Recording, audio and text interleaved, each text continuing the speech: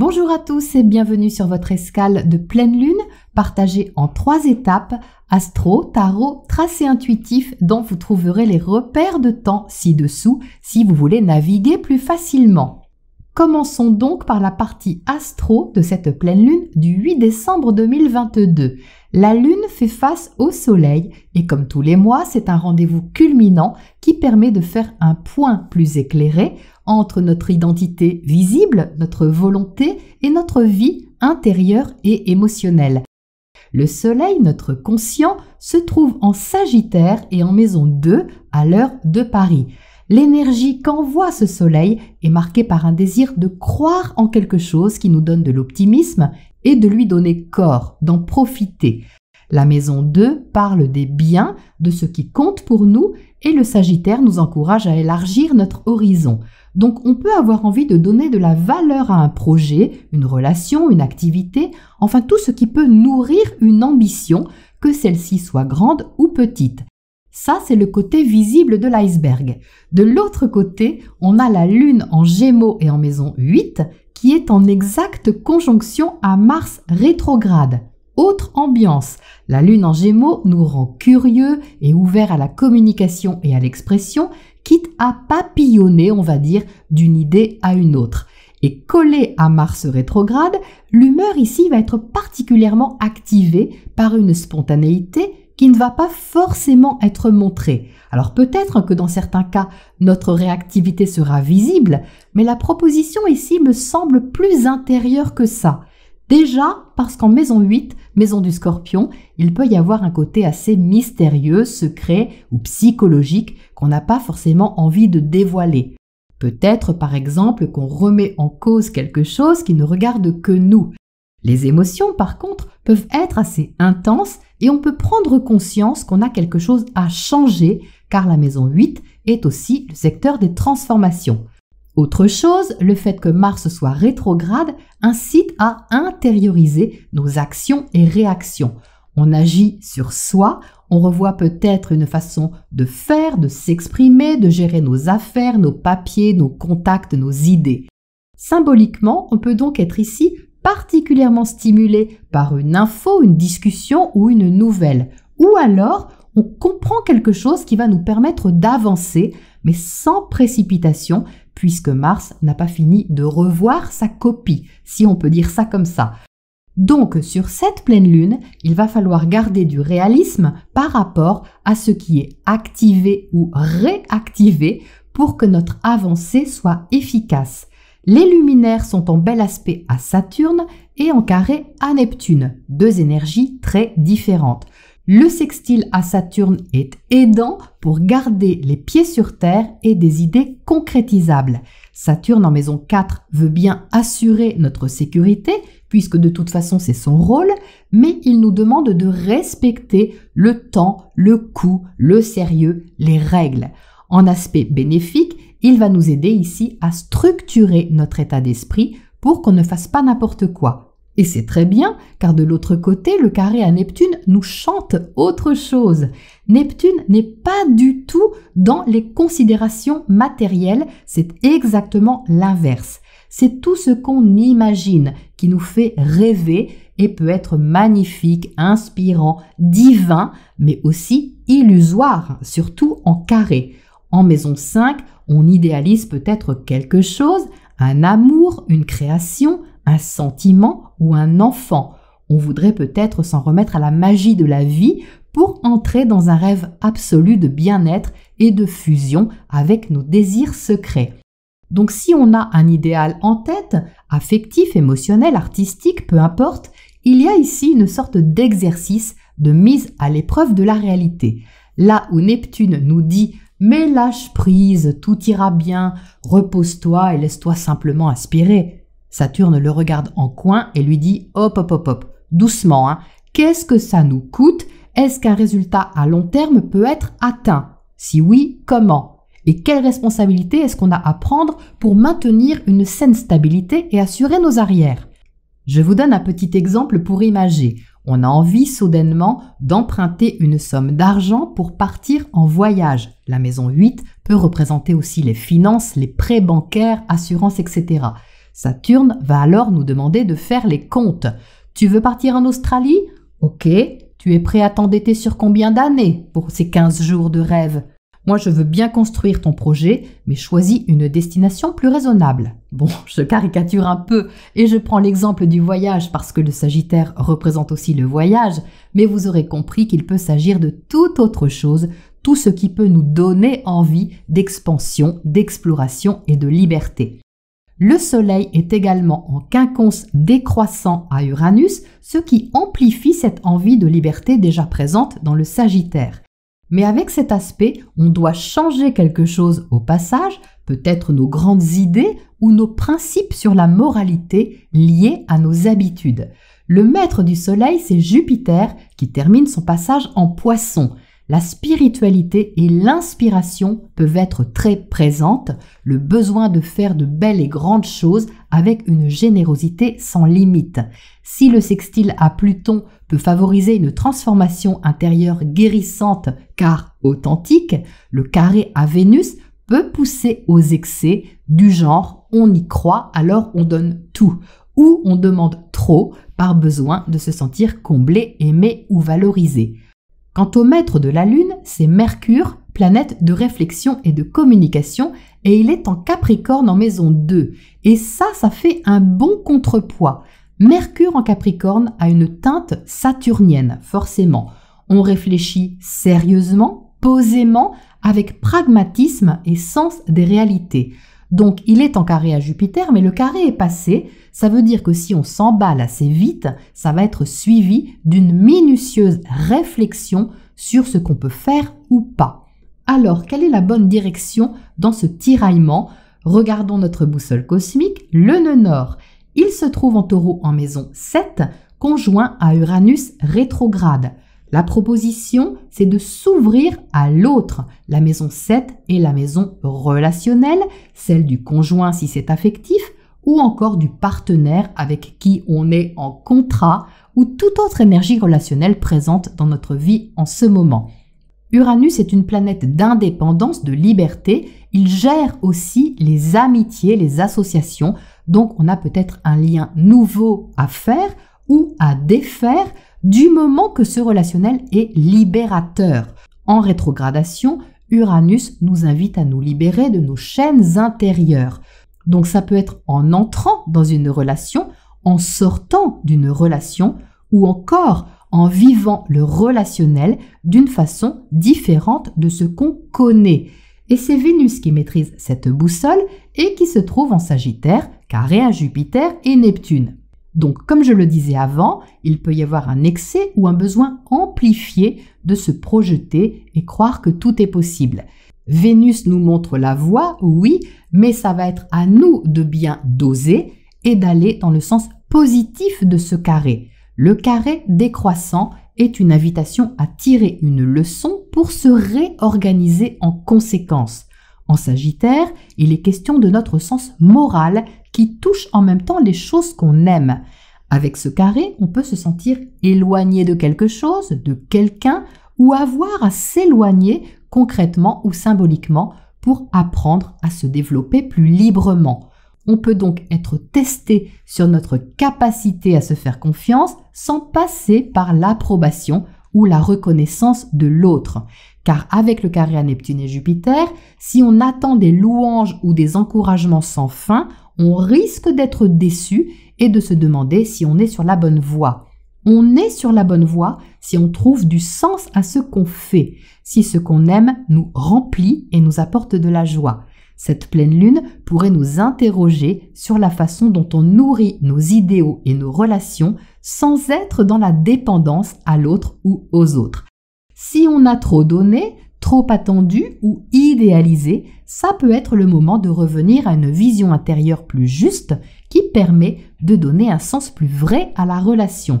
Et même si on sort de notre zone de confort, on pourrait s'apercevoir que la joie n'est pas loin ou pas si loin. Au niveau numérologique, le 8-12-2022 est une vibration 17 qui nous mène à l'étoile, l'espoir et l'authenticité proposée justement par Uranus. La proposition est d'entrer dans une phase plus authentique où on peut se montrer tel que l'on est et suivre une voie inspirante parce qu'on sent que c'est la nôtre. L'étoile propose d'honorer simplement ce qu'on est et pas ce qu'on veut se faire croire ou faire croire à l'autre. On peut encore réduire le 17 au 8, alors on tombe sur la force qui insiste sur le fait de maîtriser notre fauve intérieur, c'est-à-dire nos pulsions, nos peurs ou nos réactions instinctives, peut-être celles qui sont réveillées par cette conjonction Lune-Mars. Il ne s'agit pas de contrôle, mais de maîtrise, ce qui est différent. Le contrôle nous raidit, alors que la maîtrise élève notre conscience. Voilà donc une pleine lune qui ne devrait pas nous laisser indifférents et pourrait nous encourager à une remise en question salutaire et libératrice. Voilà pour la partie astro et on passe au tirage pour le complément. Voici le tirage de la pleine lune avec 4 arcanes majeurs, dont l'étoile qu'on retrouve ici. On l'avait déjà sur la pleine lune dernière, on l'avait aussi en synthèse numérologique à l'instant, et elle se représente insistant sur l'importance de se libérer, au moins intérieurement, de suivre notre voie, notre étoile et notre authenticité, quelle que soit la façon dont on le fait. Donc, on entre avec cette énergie-là, qui est une très belle énergie, évidemment. C'est l'énergie d'Uranus, celle qui est à côté du nœud nord et qui nous montre la voie à suivre. Et cette voie n'est pas forcément confortable. Et pourquoi n'est-elle pas confortable? Eh bien parce qu'à côté du nœud nord, on va vers l'inconnu. Donc c'est forcément source de questionnement ou de déstabilisation, quelle qu'elle soit. Et la déstabilisation, on la retrouve ici à 2 endroits qui sont des endroits assez stratégiques, je dirais. Parce que vous voyez que cette étoile, elle est entourée par 2 5. Le 5 d'air et le 5 de feu. Le 5, par définition, c'est une déstabilisation. On sort du 4, quelque chose qui est posé, statué, habituel. On dérange un peu ce qui est acquis ou ce qui est construit pour évoluer. Et l'évolution ici, qui est mise en mouvement, mènera au 6, donc c'est-à-dire à une meilleure harmonie, fluidité et justesse, on va dire, dans nos rapports, nos échanges ou notre situation, quelle qu'elle soit. Donc, que nous dit cette étoile ici? Eh bien qu'elle est déstabilisée par le 5 d'air et le 5 de feu.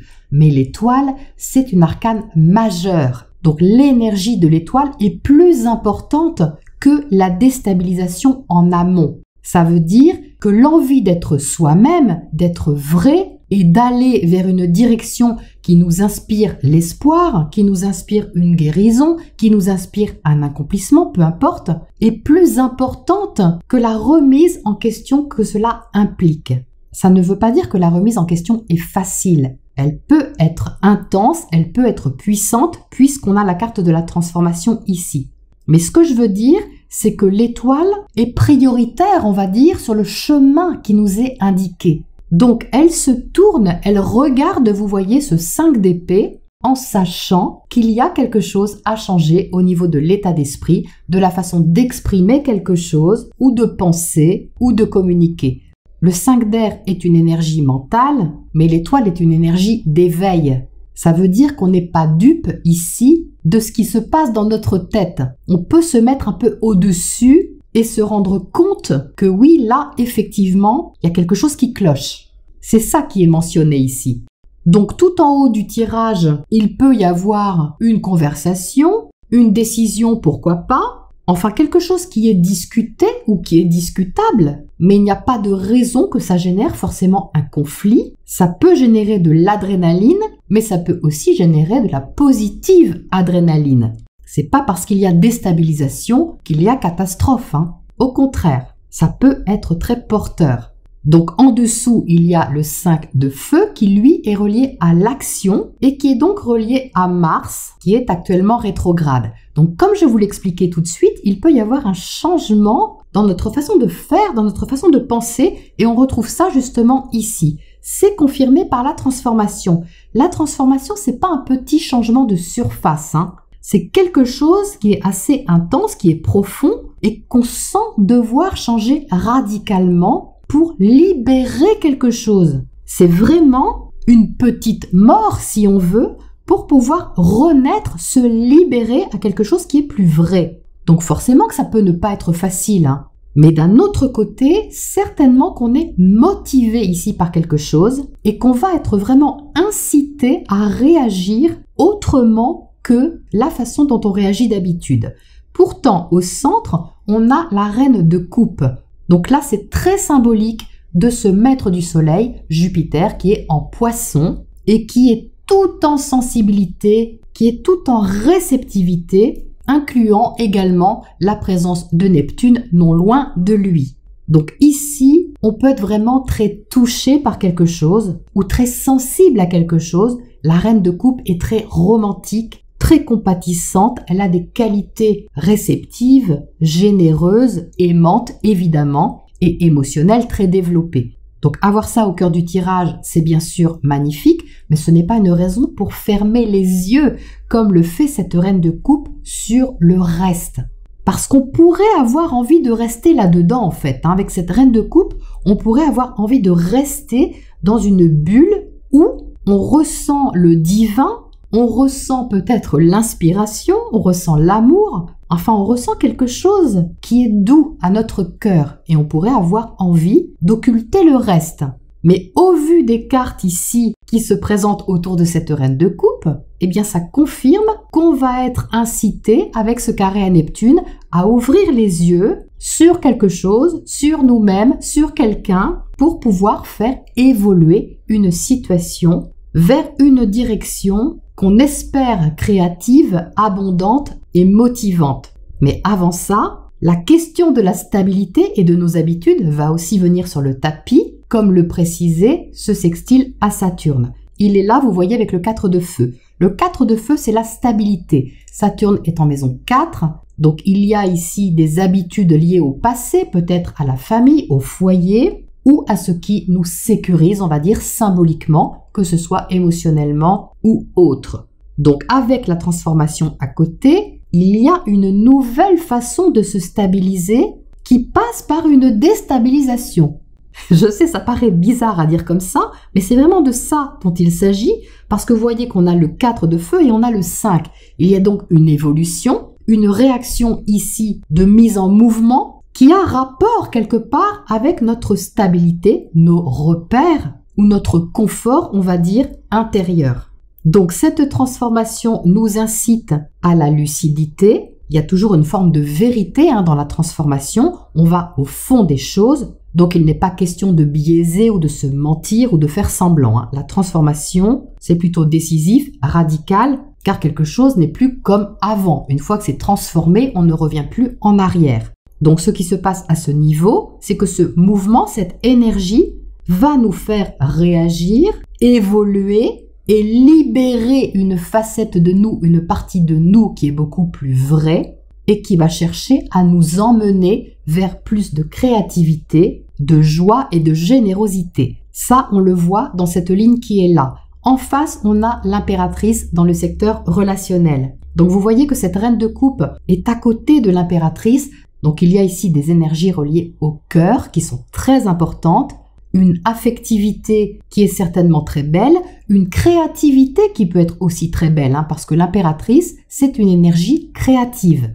Il y a de la richesse chez l'impératrice, de l'abondance, qui ne parle pas forcément d'abondance matérielle, mais qui parle déjà d'abondance d'idées, de projets. L'impératrice, c'est ce qu'on porte en nous, comme potentiel, comme voie d'expression, de générosité, de chaleur.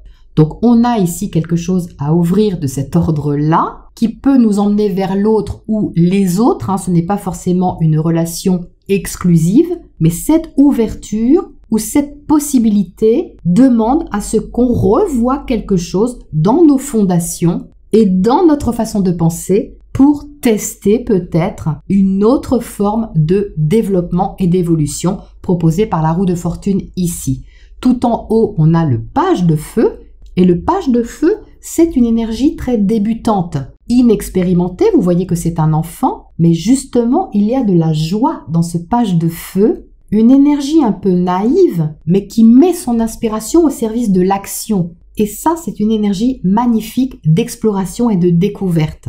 c'est de l'expérimentation qui est peut-être un peu timide, parce que ça change un peu notre état d'esprit, mais qui peut se révéler très riche au final quand on aura dépassé cet inconfort ici lié au changement de repère peut-être qu'on a à effectuer. Donc ce qui m'interpelle le plus dans ce tirage, c'est cette reine de coupe qui nous invite vraiment à ressentir profondément les choses, mais à ne pas non plus les idéaliser. Parce que si on les idéalise, on ferme les yeux sur le réel potentiel qu'on pourrait expérimenter dans la matière. Et avec cette ligne-là, on sait très bien de toute façon qu'il y a quelque chose à changer. Donc s'il y a un déclencheur extérieur, ça nous ramènera de toute façon à ce qui était voué ici à se transformer d'une façon ou d'une autre. Donc la stimulation, elle vise une libération au moins intérieure qui a pour but de nous révéler surtout à nous-mêmes pour que, en miroir, la relation à l'autre ou aux autres soit plus riche, pas une richesse qui nous endort, mais une richesse qui nous éveille. Voilà pour ce tirage tarot et on se retrouve pour la dernière partie avec le tracé intuitif. À tout de suite. Alors, nous voici sur cette dernière partie, la partie créative de la pleine lune. Cette approche a pour but d'insister sur certains messages qui ont été évoqués ou d'en préciser d'autres si jamais je suis passée à côté de quelque chose. Donc, on va voir ce qui ressort ici. Je vais tracer donc 8, 12 pour la vibration et ensuite je laisse le stylo n'en faire qu'à sa tête. Donc, c'est parti. Je pars de n'importe où, d'en haut à peu près. Et puis, on voit 8, 12.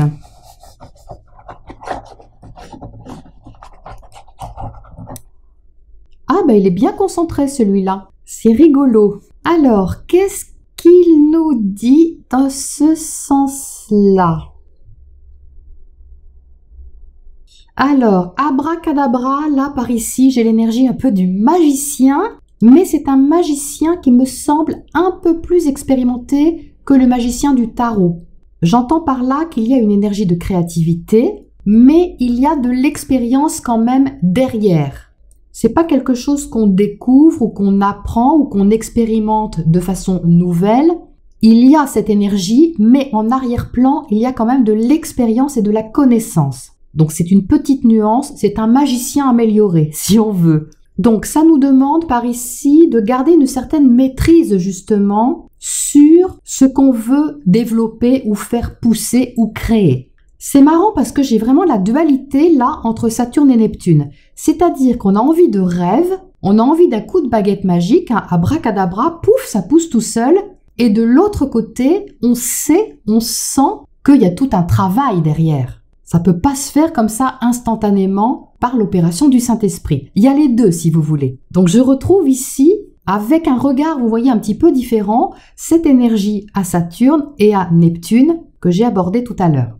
Donc ça reste très beau, on a une énergie d'amour ici, on a besoin d'élever quelque chose et ça passe par le cœur. Il y a la pensée, l'expérience, la connaissance, oui, mais c'est dirigé vers quelque chose qu'on aime, qu'on chérit ou qu'on a envie de chérir. Donc ce qui montre qu'on peut chercher à faire grandir ça, cet amour-là ou cet intérêt-là ou cette envie, enfin quelque chose en tout cas, qui motive notre cœur ou notre créativité. Donc ça, c'est une chose. Autre chose, c'est qu'il peut y avoir ici, alors inconsciemment ou pas, je sais pas, mais l'envie de prouver ou se prouver peut-être quelque chose qu'on peut faire grandir ou qu'on peut développer quelque chose de beau. Il y a du beau ici. Mais avec ce carré à Neptune, il est précisé justement ici qu'on ne doit pas le faire pour gagner par exemple l'amour de l'autre ou l'affection de l'autre ou une reconnaissance, une approbation, peu importe. C'est vraiment un travail sur soi, comme un entraînement, si vous voulez, à recontacter notre richesse intérieure, notre talent, nos talents peut-être, tout simplement, qui étaient restés un petit peu en friche, endormis ou de côté, mais en se préservant d'un sens de l'épate, si vous voulez.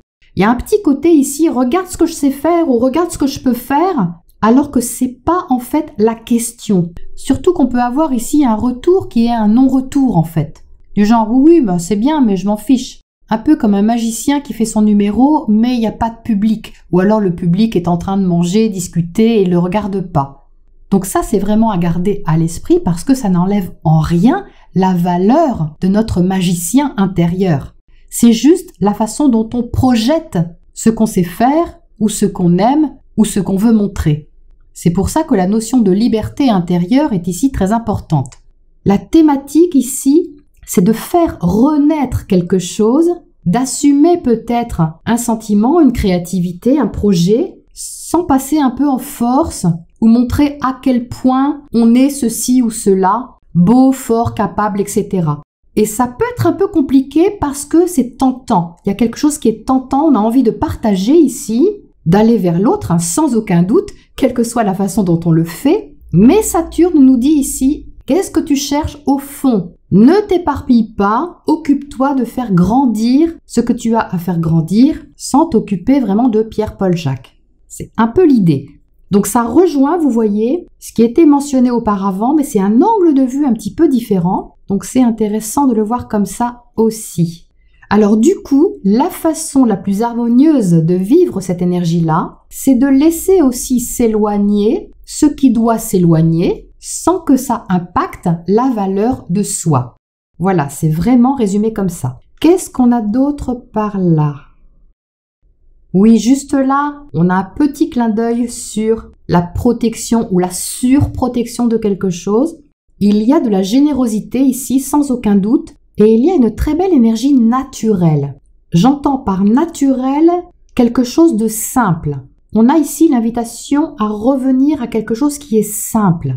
Une sorte de générosité, d'altruisme qui est là et qui est mieux gérée par là. Parce que il y a davantage de discrétion. Il n'y a pas à chercher, il n'y a pas à forcer, ça coule de source, c'est naturel. Donc c'est comme si on avait un réglage à faire en fait. Peut-être qu'au départ, on est dans une sensation un petit peu trop quelque chose, mais que le réajustement nous permet d'aller toucher le cœur d'un potentiel sur lequel on doit se concentrer. Là, c'est plus équilibré et c'est plus maîtrisé. Très chouette. Qu'est-ce qu'on a d'autre ? Alors par ici, il y a un besoin de repos, d'évasion, mais il y a quand même un petit côté de procrastination par ici, ou de dire bof, on verra bien, je me pencherai là-dessus quand j'aurai le temps ou quand j'aurai envie, ou etc. De laisser faire, de laisser couler. Alors bien sûr, on est invité à lâcher prise et à laisser partir quelque chose, oui, mais de ce côté-là, le message c'est de ne pas tout laisser aller. C'est d'avoir une saine distance pour pouvoir être observateur de ce qui s'éloigne ou de ce qui nous échappe, mais sans tomber dans l'exagération du genre « puisque c'est comme ça, je ne fais plus rien ». De toute façon, avec cette conjonction Lune-Mars, on va forcément être plus réactif. Donc l'envie ici peut-être de se reposer sur quelque chose va forcément, à un moment ou à un autre, être stimulée par quelque chose que je ressens assez sautillant. Donc ça peut être une conversation, On a ici quelque chose qu'on entend, qu'on écoute. Donc on peut parler avec quelqu'un et tout d'un coup, pouf, il y a quelque chose qui s'anime et qui nous fait sortir de notre bulle ou d'une forme de léthargie dans laquelle on avait peut-être envie de rester sur ces quelques heures ou ces quelques jours. Donc, dans ce sens, on va chercher à réfléchir comment on peut se remettre de quelque chose qui dormait et qui nous secoue maintenant un petit peu. Ça peut être quelque chose d'assez simple, vraiment une conversation, un échange qu'on a avec quelqu'un et qui forme un petit déclic comme ça, assez intéressant. De ce côté, j'ai également une énergie d'enfant, donc c'est très symbolique, c'est une invitation à jouer, à venir jouer, un peu comme un enfant à qui vous dit « tu viens jouer » et puis vous dites « oh non, je suis fatigué, j'ai envie de me reposer ». C'est vraiment le tableau que j'ai là en fait. Sauf qu'il y a quelque chose à comprendre derrière ça, c'est-à-dire qu'est-ce qu'on a fait de notre envie de jouer, de s'amuser de quelque chose, de simple. Parce qu'on peut ici chercher quelque chose d'assez lointain alors qu'on a sous le nez une occasion de s'amuser facilement ou de retrouver une joie assez facilement. Donc c'est la proposition de ce côté-là. Ensuite,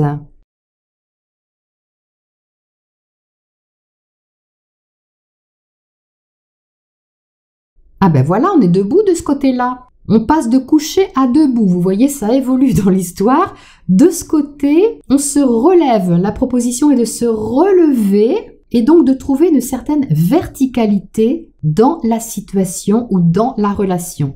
Alors au départ, on peut ne pas trop savoir comment s'y prendre, hein. C'est quand même quelque chose ici dont on n'a pas trop l'habitude et on peut se sentir un peu gauche ou même ridicule, hein, en décalage avec quelque chose ou quelqu'un. Et la proposition ici, c'est de ne pas se déguiser pour montrer qui on est. Il y a un déguisement de ce côté-là dont on n'a pas forcément besoin, dont on n'a pas besoin même. Donc j'entends par déguisement un costume, hein, un masque, quelque chose qui nous permet de nous intégrer, enfin c'est ce qu'on pense, pour convenir à la situation ou à la relation qui est concernée. Mais là, on peut se rendre compte, si on retrouve cette verticalité qui est proposée ici, qu'on n'a pas besoin de faire tout ça pour être soi-même.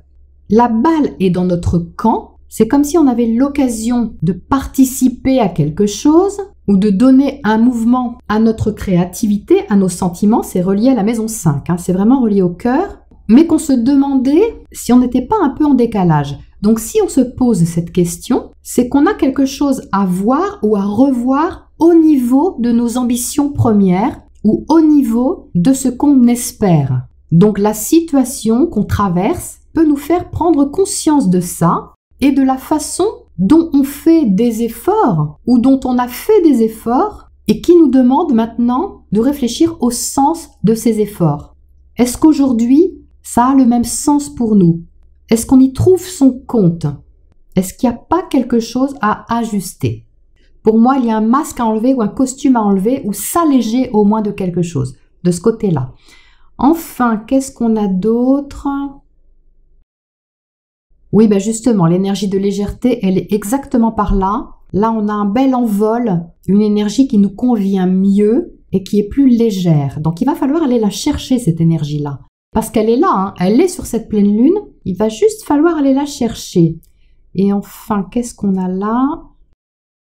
Du patinage artistique. Donc, une invitation à apprendre à glisser sans avoir peur de tomber. On n'est pas dans la recherche de performance ou de résultats, on est dans une proposition de trouver un équilibre sur un sol glissant. Et on peut s'en amuser, pourquoi pas? Voilà pour cette énergie de pleine lune. J'ose vous souhaiter une joyeuse glissade sans vous faire mal et je vous retrouve bientôt pour la prochaine escale.